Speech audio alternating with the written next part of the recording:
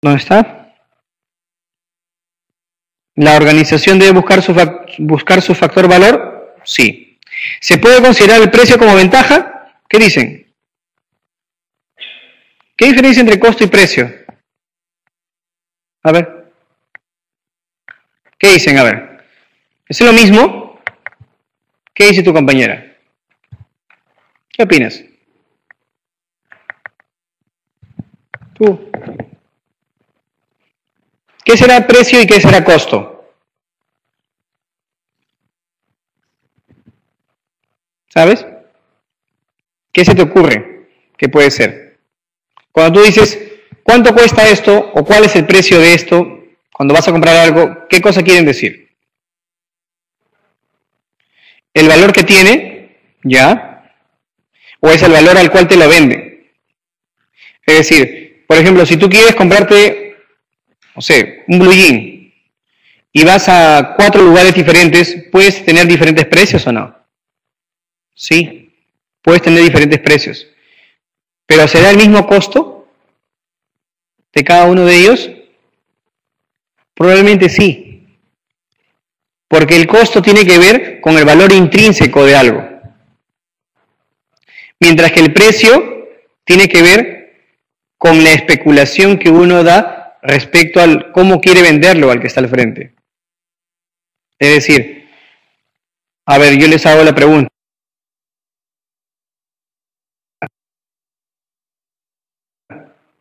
Si no tuvieran ustedes, aunque tuvieran, en una clínica, en la clínica de Ricardo Palma, para aquellos que tienen una EPS, por ejemplo. ¿Saben qué es una EPS, no es cierto? ¿Sí?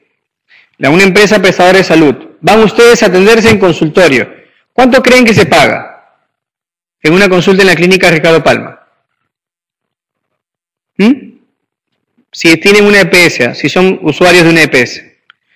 Cuando uno viene a una EPS, generalmente uno hace lo que se llama un copago, no paga toda la consulta. ¿Cuánto creen que se paga? Generalmente entre 50 a 70 soles, dependiendo de las especialidades. La más baja hasta 40 soles de repente por ahí, dependiendo. ¿Cuánto creen que se paga en la clínica Besalio? Probablemente sea la mitad. Entonces, ¿qué es lo que quiero decirles con ello? Que los precios que tienen las instituciones de salud no necesariamente expresan el costo que representa su preparación. Si, por ejemplo, yo voy a la clínica angloamericana y en el momento que estoy esperando la consulta, viene una señorita muy simpática, muy amable, con su traje de corte inglés y me ofrece un café mientras espero la consulta, eso tendrá un precio diferente a si me voy a una clínica donde voy a esperar con la clínica González, por ejemplo, alguno de ustedes puede conocer que queda en Lince, donde voy a esperar en un pasadizo con 40 personas más. Entonces, el valor de repente de la consulta propiamente dicha está ligado también al valor agregado que le dan los servicios. Pero la estimación de los costos de estos, solamente de la consulta en sí, pueden ser los mismos, mientras que el precio está determinado por lo que adicionalmente recibo. ¿A qué me refiero? ¿Cuántos de ustedes han ido a Minca a comprar? ¿Marco? ¿Sí? Ok. ¿Y cuántos van a Wong? ¿Es el mismo servicio? Es el mismo servicio, y si ustedes comparan un mismo producto en ambos lugares, van a ver que el de Wong tiene un pequeño margen. Ese pequeño margen no significa que el producto Wong lo compró más caro. Solamente significa que te cobra por el hecho de que el joven, cuando estás llegando, te sonríe y te dice, señora, ¿cómo está? Buenos días, buenas tardes. Le va guardando las bolsas y le dice, señora, ¿la llevo a su carro? Señora, mira, acá viene con su niño, acá está su globito. O sea, ¿qué, señora? Estamos en fiestas patrias, acá le regalo un chocolatito. O tómese un café. O ¿sabe qué? Hay un refresco, tómese un refresco. Ese valor agregado es el que determina un precio diferente de una institución a otra. Y menciono eso porque son instituciones de servicio, ¿no? ¿Ok? Servicio o productos que generan un servicio. ¿Estamos de acuerdo? Por lo tanto, el precio se puede considerar como una ventaja, sí se puede considerar como una ventaja, siempre y cuando sepamos claramente qué es precio, la diferencia de un precio de una institución a otra.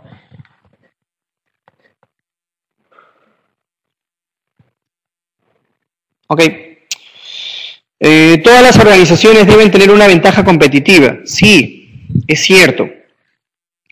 Si no tuvieran una ventaja competitiva, entonces desaparecen. Así de simple.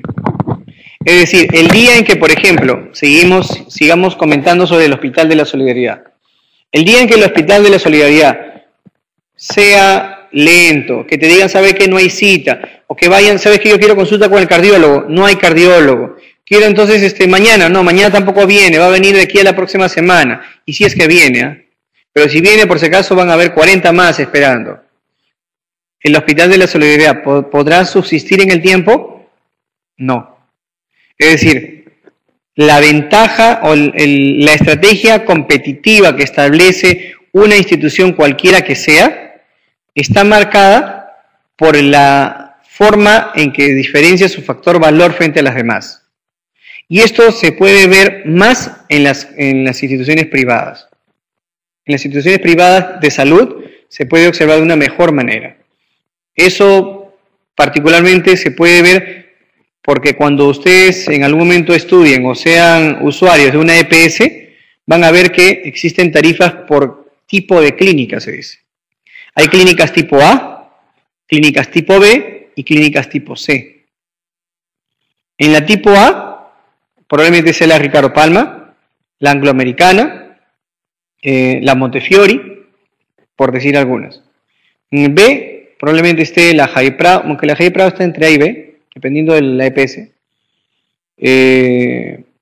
La Besalio, de repente. ¿Y saben dónde está la clínica de Cay Cayetano? Está en C. No es muy cara. No es muy cara para las EPS. Entonces, ¿por qué les menciono eso de la diferenciación de clínicas? Porque las ventajas competitivas establecen también que cada clínica quiere estar en el nivel A. ¿Por qué? Porque las de nivel A, el copago es más alto. En el nivel B, el copago es intermedio y en la C, el copago es bajo.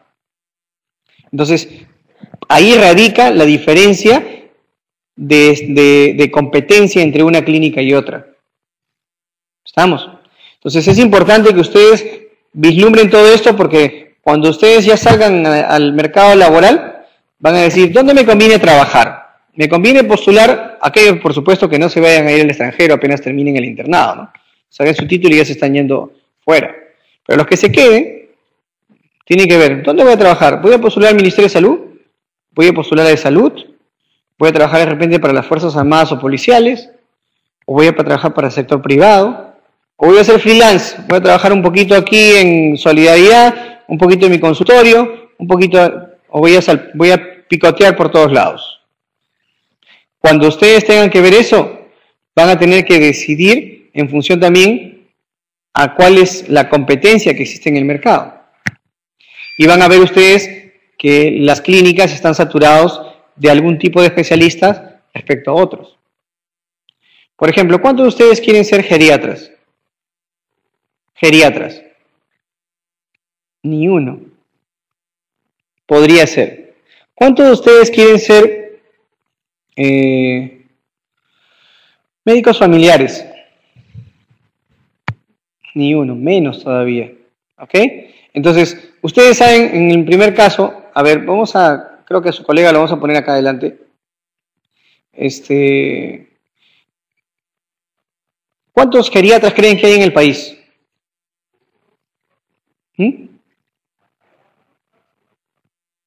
¿Y cuántos creen que necesita el país? Por lo menos necesitan 10 veces más. Entonces, trabajos para geriatra hay a montones. ¿Y cuántos escogen geriatría para especialidad? Nadie le gusta.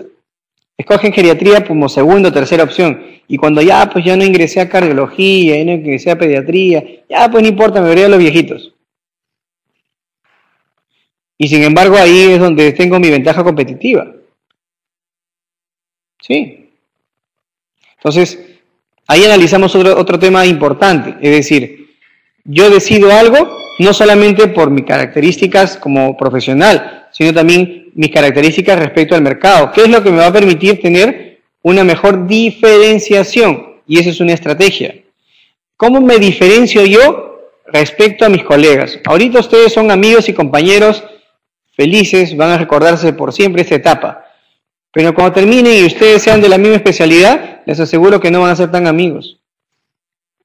Porque van a ver de qué manera ustedes puedan diferenciarse de su colega. Pues tú vas a ser cardiólogo y él va a ser cardiólogo, te apuesto que él va a querer ser cardiólogo intervencionista para dejarte a un lado. Tú quieres ser clínico, ya pues, tú sé clínico. Yo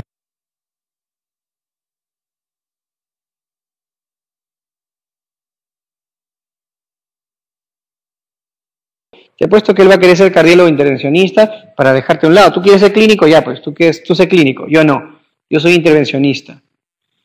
¿Sí? Y es por eso que las estrategias deben ser bien pensadas.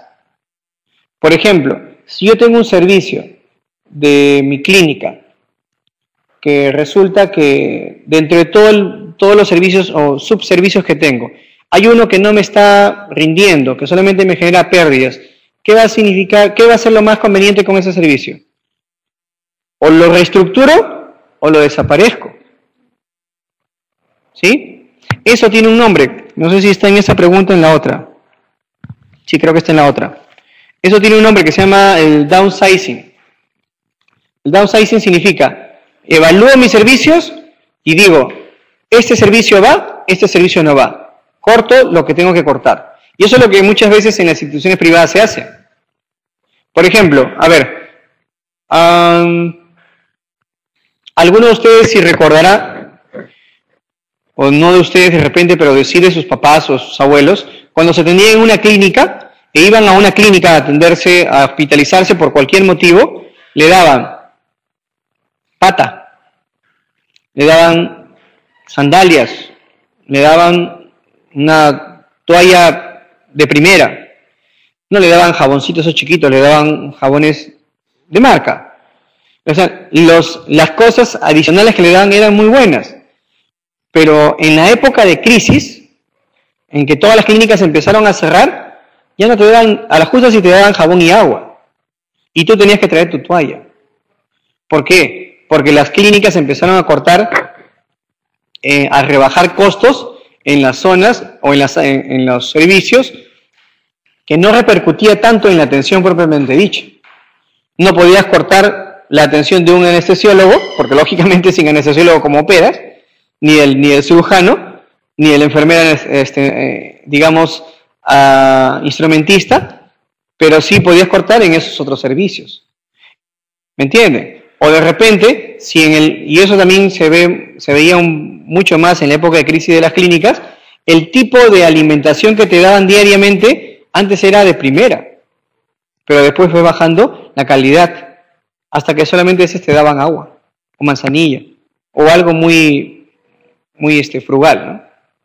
Entonces, el downsizing en ese sentido es una estrategia muy utilizada para instituciones que están al borde realmente de la catástrofe y que necesitan rebajar costos al máximo para poder sobrevivir y para luego poder, en base a una reestructuración de servicios, poder nuevamente desarrollarse.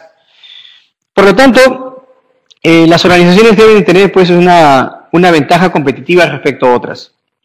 Y en la última alternativa que dice, ¿las ventajas competitivas son las más efectivas? No, no son las más efectivas. Las más efectivas son las cooperativas. ¿Ok? ¿Por qué serán más efectivas las cooperativas?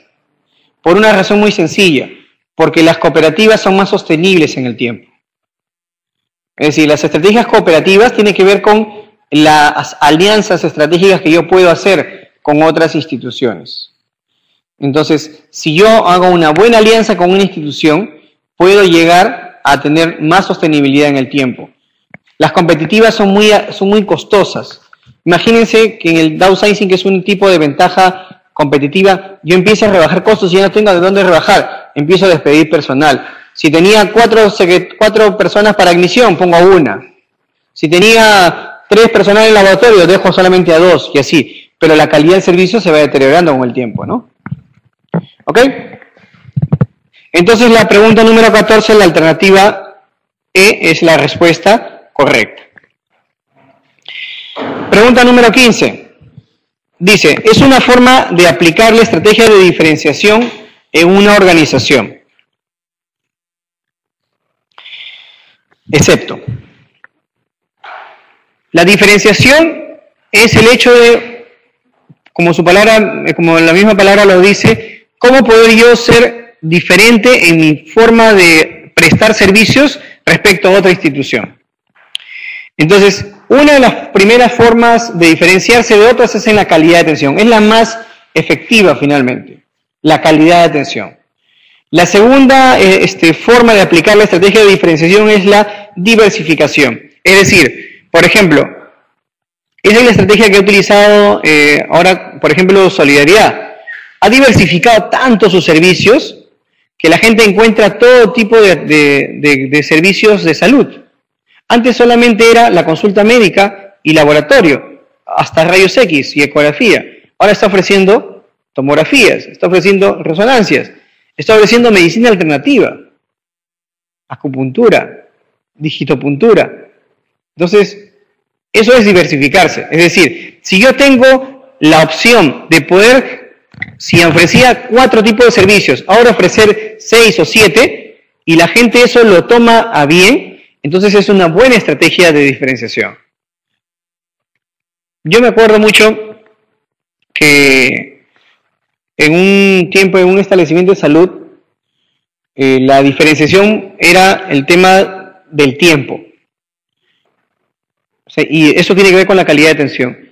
¿Y qué significa el tiempo? Que la gente podía medir cuánto tiempo pasaba de un lugar a otro.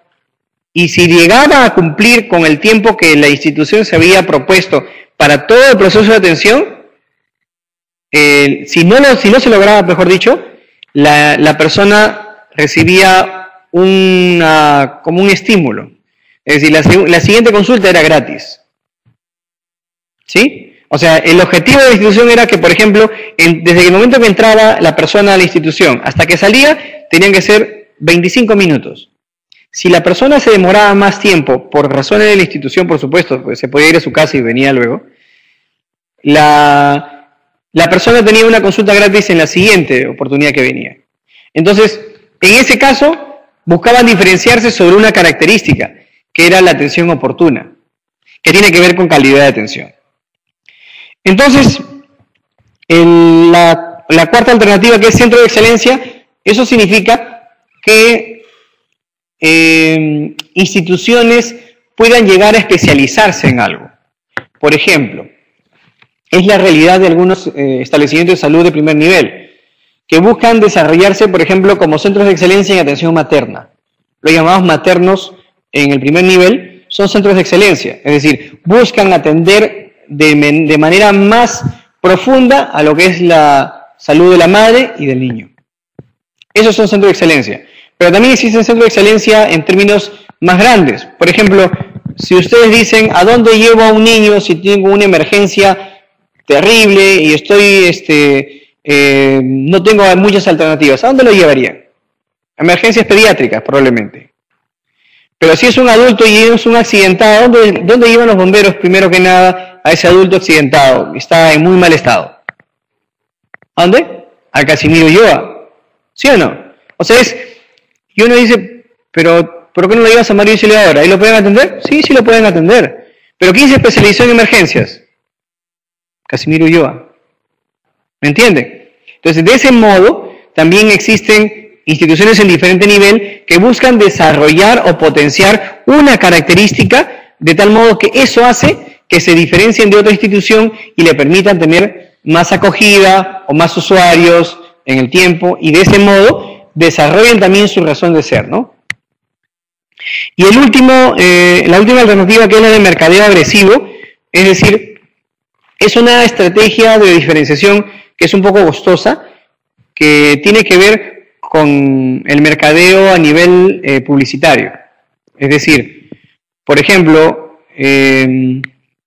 ustedes conocen el hospital, la Avenida Grau, donde está la Facultad de Medicina, al frente está el Hospital Almenara. Si ustedes vienen desde el Lóbalo Grau y se van como que se van al Hospital 2 de Mayo, desde 2 cuadras antes ya van a estar viendo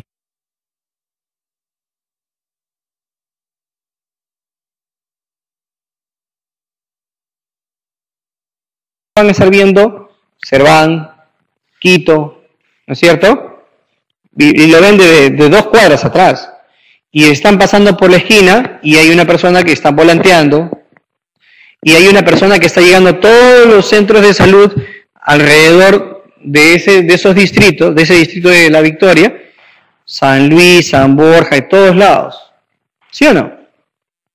Y no llega más porque de repente no le interesa invertir más, pero probablemente Serván o Quito invierten en una publicidad de manera bastante agresiva y es una inversión bastante alta. Y ello determina finalmente que pueda diferenciarse a los demás, porque a veces, hasta hace algún tiempo, ¿quién decía que fueran al Hospital de la Solidaridad? No había muchos hospitales de solidaridad. Generalmente llevaban a Serván, llevaban a Quito, o no sé qué otro más habían por ahí, de los privados medianos y de bajo costo, entre comillas, ¿no? Entonces, el mercadeo agresivo tiene que ver con la publicidad que se invierte, sea en medios radiales, televisivos, o de comunicación masiva, o de diarios periódicos, etcétera, ¿no? Por lo tanto, la cuota de poder no es una estrategia de diferenciación. En general, la cuota de poder tiene que ver con básicamente una estrategia de tipo competitiva nada más, ¿no? Y la respuesta es la A. La pregunta número 16 dice, es una forma de hacer liderazgo en costos. Ok. Hablamos entonces de costos, ojo, no hablamos de precios. Ya saben ustedes que el costo es el valor intrínseco de un servicio. El valor intrínseco, que significa cuánto... Hay una pregunta, se ha borrado. Significa... Ok. El valor de lo que significa realmente el servicio en sí, es decir, cuánto cuesta el recurso humano para prestar ese servicio, cuánto cuesta el insumo que utilizo para prestar ese servicio, desde una torunda de algodón, desde una gasa, desde el alcohol, si es que hago una curación, o desde una hoja, que significa la hoja de atención clínica, desde la historia clínica en sí, como también la luz, el agua, todo lo que significa la infraestructura, es decir, todo eso que tiene una estructura de costos elementales son los costos del servicio propiamente dicho. Que en el caso del sector público, los costos siempre son en mayor parte subsidiados por el Estado, ¿no? ¿Ok? Entonces, la pregunta dice, ¿es una forma de hacer liderazgo en costos? La primera alternativa es ser el proveedor de menor precio. ¿Podrá ser o no? ¿Sí o no? Sí, porque si es el proveedor de menor precio, probablemente esté aplicando bajar de repente su rentabilidad o su ganancia, pero es una forma de ejercer liderazgo de costos. Pero si es el proveedor de menor costo también, es decir, si por ejemplo no gasta, si hablamos en términos de insumos, no gasta tanto en gasas o en algodón, es decir, no desperdicia, si en lugar, por ejemplo, de una curación, y eso, por ejemplo, existe mucho en Estados Unidos, cuando tú vas a hacer un procedimiento, no es como aquí, que tú coges las gasas y todo lo que te sirva, y no, allá está todo ya por paquetes. Y eso es lo que tienes tú que aprender a utilizar para una determinada atención. ¿Sí? O, por ejemplo, una forma de bajar costos que lamentablemente es una de las más utilizadas, es el relacionado al tema de los honorarios médicos. ¿Sabes qué? Tú me quieres cobrar por una consulta que vale 50 soles, te voy a pagar 20 a ti. Pero ella también está necesitando trabajo y no, a ella le pago 15 y ella se queda tranquila y feliz. Bajé mis costos, porque me cuesta menos esa atención. Sin bajar el precio, gano más. Es un liderazgo de costos también que puede llegar a ser, llamémoslo así, abusivo, ¿no? O explotador para el tema netamente laboral, ¿no? Y no solamente para los médicos, sino también para todo el personal.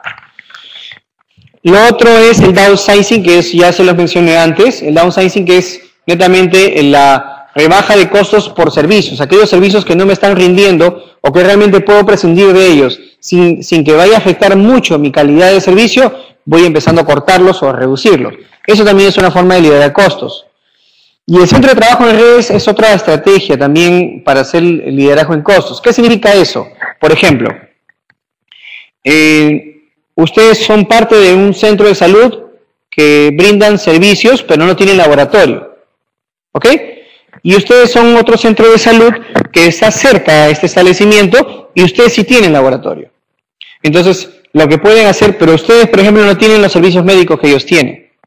¿Sí? Entonces, este servicio de salud, este establecimiento, le ofrece la posibilidad de darle el servicio de atención médica que ellos no tienen y ellos, a su vez, ofrecer el servicio de laboratorio. De tal modo que se forma una red de trabajo, donde cada uno potencializa el servicio que no tiene a través de un usuario y finalmente le resulta rentable porque le da una atención más completa al usuario sin invertir en ese servicio. ¿Estamos? Entonces, el centro de trabajo en redes también es útil para establecer liderazgo en costos. Por lo tanto, en la pregunta número 16, la respuesta es la E. Todas son correctas. Si ustedes se dan cuenta, en este examen no está siendo tan complejo en términos de respuesta. No, la idea no es complicarles la vida, ni que se equivoquen para demostrar que no saben. La idea es que ustedes puedan reforzar los conceptos que deben reforzar. ¿Ya? Pregunta número 17. Ya estamos en la última fase del examen. ¿Qué eres? Ya. Ok. Dice, sobre el momento táctico operacional. El instrumento de aplicación es el plan operativo institucional. ¿Ok? La pregunta, la alternativa B, dice, ¿su aplicación es de mediano plazo? ¿Será verdadero o no? No, porque el plan operativo, el momento táctico operacional, el plan operativo es para periodos más cortos. 3 a 5 años no son periodos cortos, no son periodos de mediano o largo plazo. Mediano o largo plazo son de 5 a 10 años, mayores de largo plazo son de 10 hasta 20 años. Entonces, ¿será de aplicación en mediano plazo? No. ¿Solo las organizaciones del Ministerio de Salud pueden contar con un plan operativo institucional? No. Todas las instituciones en general, no solamente las del Ministerio de Salud, deben contar con un plan operativo institucional. Bueno, y la alternativa D es la que acabo de repetir 3 veces. POI significa plan operativo institucional, no plan de ordenamiento integral. Eso tampoco es verdad. La E, ninguno de los anteriores no. La respuesta correcta es la A. ¿No? Pregunta número 18. Dice, son fuentes secundarias para el análisis de la oferta y demanda de salud. Cuando nosotros hablamos del momento del diagnóstico, el momento de análisis, hablamos de que había que hacer el análisis de la información, de cuánto es lo que la institución tiene en términos de entorno y entorno. Eso también se conoce como oferta y demanda. En salud tenemos entonces fuentes primarias y fuentes secundarias. Las fuentes primarias son aquellas que se obtienen de primera, se denomina o se llama de primera boca, de primera intención. Es decir, aquellos de una fuente directa de quien yo puedo obtener información respecto a ese análisis de oferta y demanda. La observación será una fuente primaria o secundaria.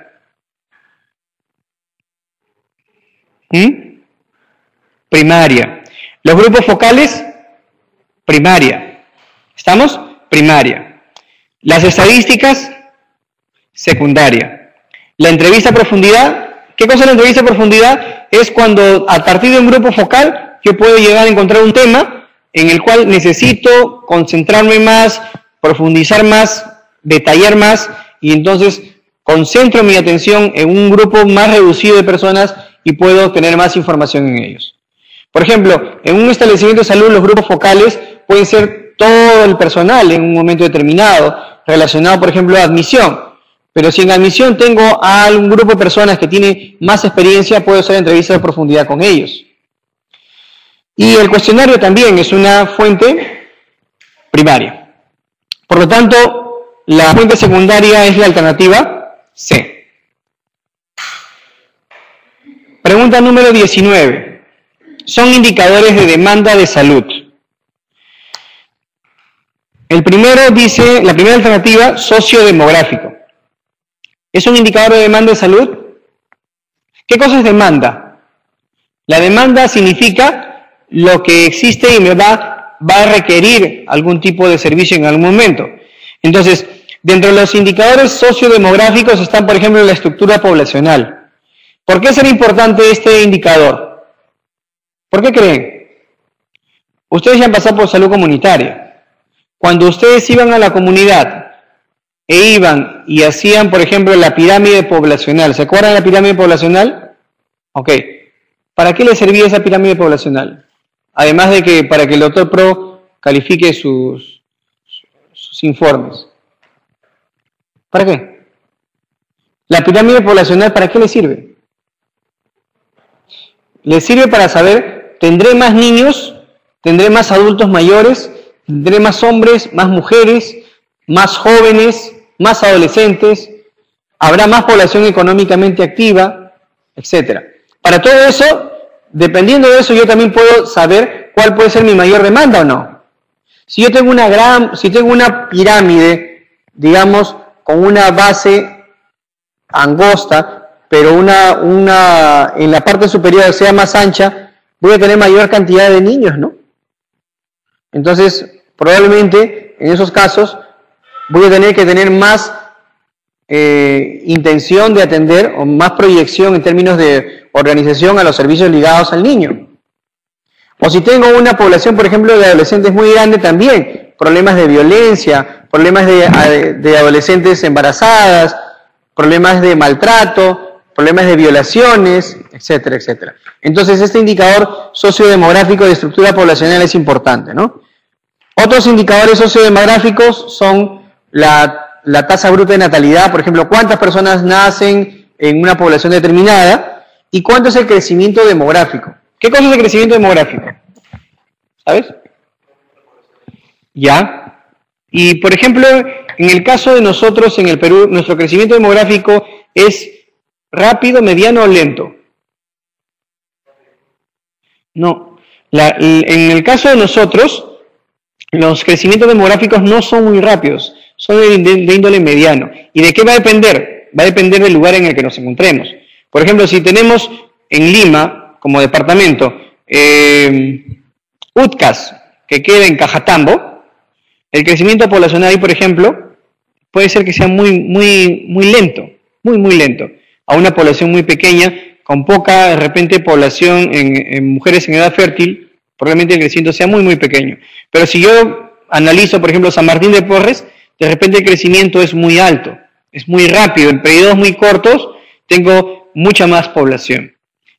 Aunada a esto al tema del hacinamiento que ya de por sí existe, ¿no? Entonces, es importante conocer que estos son indicadores sociodemográficos para efectos de demanda de salud. Pero existe también en la alternativa B el indicador socioeconómico. ¿Cuáles son los indicadores socioeconómicos más importantes? Los indicadores o estándares de pobreza, ¿no? Los estándares o niveles de escolaridad, por ejemplo, también, si tenemos niños que tienen en edad de estar en edad escolar, pero no están en el colegio, es decir, si existe un bajo porcentaje de escolaridad, eso genera definitivamente problemas socioeconómicos a largo plazo. Eso debe determinar, en términos de demanda de salud, una situación diferente a una población donde el nivel de escolaridad es muy alto. Es decir, que haya gente que haya estudiado y tenga niveles de aprendizaje, no de aprendizaje, sino niveles de estudios mucho más altos que en otras localidades. La tercera, de accesibilidad. En el tema de accesibilidad hay tres elementos fundamentales que tienen que ustedes recordar. Hay la accesibilidad conocida comúnmente como la accesibilidad geográfica, que significa si es que los establecimientos de salud están cerca en términos de distancia.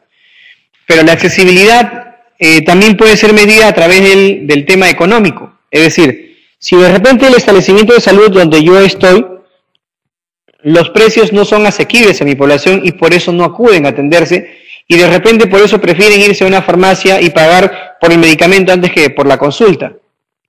O si de repente el otro tema de problema de accesibilidad es la accesibilidad cultural, donde de repente yo estoy en una zona donde todos hablan Asháninka y yo hablo español. Yo podré hacerme entender y decirle, señora, usted tiene que tomar ese medicamento de esa manera, tiene que cuidarse de esa forma. Si no sé el idioma, no. Entonces, la accesibilidad cultural también tiene que ver. Por ejemplo, en Julcán, en Trujillo, ¿alguno de ustedes conoce Otusco? Otusco está un poquito en la parte de la sierra de Trujillo, serán unas 2 horas de ahí. Y de ahí de Otusco será una media hora más una población denominada Julcán, donde existe un centro materno infantil.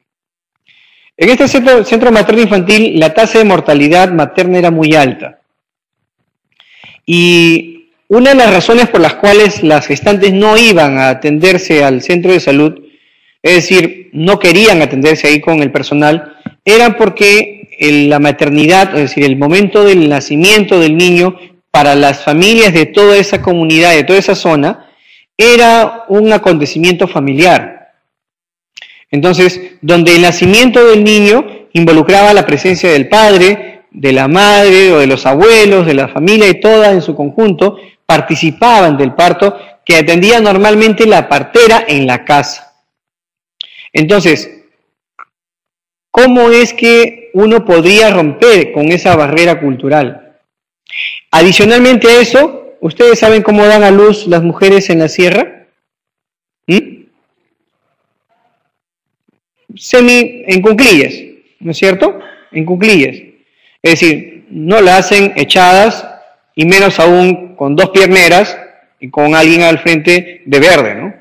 Entonces, definitivamente esa situación para las mujeres de esa zona resultaba siendo una barrera para llegar a atenderse institucionalmente su parto.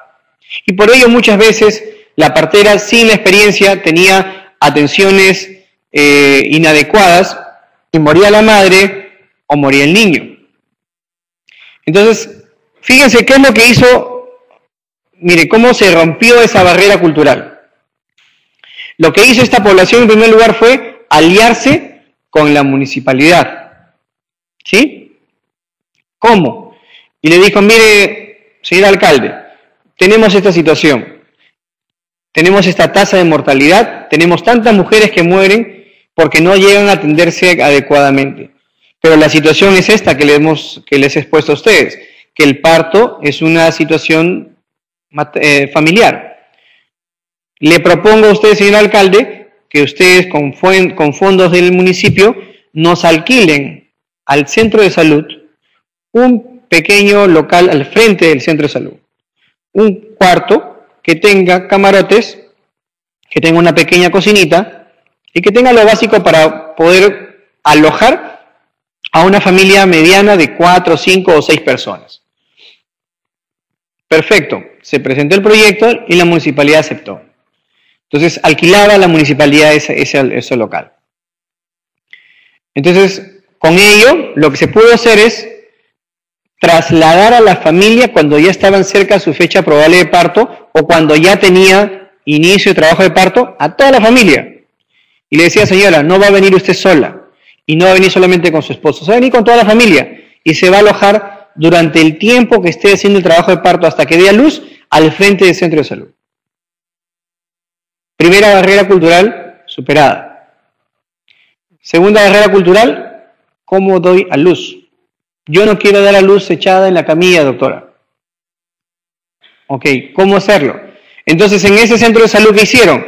Habilitaron un espacio, no muy grande, en el cual colocaron en el techo un gran perno, con un gran arnés, donde colocaron una manta. Limpia, por supuesto. Y de esa manta, la mujer llegaba a sentarse para dar a luz. Y el personal del centro de salud, personal de obstetricia, médico, todo el personal técnico, aprendió una nueva técnica para aprender a aceptar o a recepcionar a ese niño nacido semisentado en cuclillas. Entonces, en el momento en que la señora llegaba, una vez que ya sentía que estaba con su familia, le decían: señora, se le ofrecen a dos opciones. ¿Prefiere usted dar a luz en esta posición que usted normalmente lo hace en la casa? O si no, si prefiere, podemos atenderla en la camilla que también está habilitada para usted. Entonces, el número de gestantes que llegaban al centro de salud y que empezaron a atenderse en ese establecimiento de salud empezó a incrementarse. Hicieron una cosita más que fue muy interesante. Todos los visitantes que llegaban al centro de salud, es decir, como era una zona relativamente turística, todos los que pasaban por ahí para conocer o que tenían una alcancía en forma de gestante, no se habían hecho una vasijita bien interesante. Y todo el que llegaba dejaba su contribución. ¿Para qué la decían? Inclusive nosotros que fuimos a visitar ese establecimiento, preguntamos: ¿para qué es esto? Es para aquellas personas que vienen de su chacra y no tienen para poder comprar algunas cosas. Y con este fondo de lo que ustedes aportan, más un pequeño aporte que da la municipalidad, se le ofrece la comida durante los 3 o 4 días que la familia puede quedarse hasta que vea luz a su niño. Entonces, fíjense cómo es que de una manera, digamos, ingeniosa o creativa, se rompió con una barrera cultural. Fue necesario, en todo caso, tener asesoría de OPS o de una ONG para eso. No. Lo hizo la misma institución. Lo hizo con su propio personal. Lógicamente, lo hizo de manera estratégica, porque no pudieron hacerlo solos, porque también necesitaba inversión. Pero fíjense cómo es que esa llamada barrera de accesibilidad fue rota y pudo mejorarse un indicador de salud de esa población. Les cuento eso más porque eso, por si acaso, no es un cuento, ¿eh? Eso existe. Y a partir de la experiencia de Julcán, es hoy en día que los partos, llamándolos no tradicionales, se ha ido copiando la experiencia en muchos otros lugares, dándole a escoger a la población, a la gestante, cuál de las dos opciones quiere. Es decir, donde nosotros, como personal de salud, nos adecuamos al sistema o forma de pensamiento de la población, no al revés. Porque a mí realmente me da bastante pena o cólera cuando veo a algunos internos, cuando están ya en su último mes de rotación de gineco y van a gineco-obstetricia y están ya con la señora, y ya: señora, siéntese rápido, apúrese, apúrese, apúrese. Ya que tanto grita, por favor, señora. O sea, no se entiende lo que significa para la madre muchas veces estar ahí echada, con dolor, sin nadie alrededor de su familia, ¿no? Entonces, en nosotros también debe quedar claro cuántas veces nosotros no somos parte de esas barreras de accesibilidad para los pacientes. El cuarto indicador, que es el de saneamiento básico, que tiene que ver con aquellas instituciones, hogares que tienen agua potable, que tienen desagüe, etc. Por lo tanto, ustedes se verán, la respuesta era bien fácil. La respuesta es la de todas las anteriores. Todos son indicadores de demanda de salud. Pero lo importante aquí, ya saben, que no es la respuesta en sí, sino lo que podamos discutir. Y finalmente, la pregunta número 20, respecto a la calidad de la oferta. Aquí, por si acaso, en lo que es calidad de la oferta, hay muchos autores. Aquí solamente hemos descrito a uno, que es Don Abedian, que es uno de los autores más importantes en términos de planeamiento estratégico. Considera dentro de la calidad de la oferta a los siguientes componentes: la calidad técnica, los costos de los servicios, la calidad interpersonal, el confort y la respuesta de la solo A, C y E. La calidad técnica tiene que ver con la eficiencia. Es básicamente si llego o no llego a cubrir la necesidad, a responder a la necesidad de mis pacientes. O sea, ¿lo curé o no lo curé? ¿Salió peor o salió mejor de cómo entró? Eso es calidad técnica. Es decir, si puedo llegar a resolver el problema por el cual vino o no. Y el costo de los servicios tiene que ver con la estructura de costo, es decir, son realmente rentables en términos de servicios, es decir, lo que yo invierto en salud, ¿realmente tiene un rédito en términos de servicio o no? La calidad interpersonal, que tiene que ver con la... si es que realmente entre los diferentes componentes que forman parte de la atención, que es decir, el personal, entre el personal o con la comunidad, existe una buena relación o no, y el confort, es decir, cómo es que el paciente finalmente se siente al entrar a mi institución.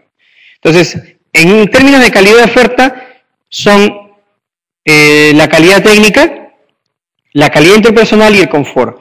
El costo de los servicios no tiene que ver con la calidad de la oferta. O sea, es útil porque forma parte de la estructura de costos, pero no forma parte de la calidad de la oferta. Por lo tanto, la respuesta es la letra B.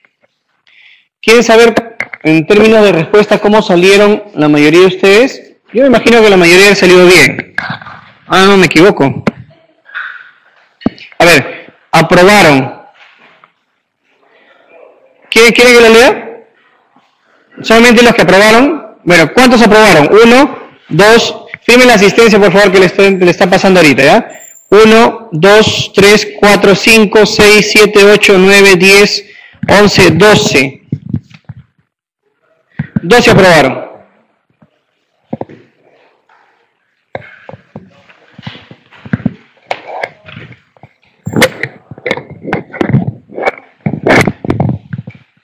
Hay muy buenas notas, pero hay algunas que no son tan buenas. Pregunta, a ver, eso sí me interesa a mí ya desde el punto de vista de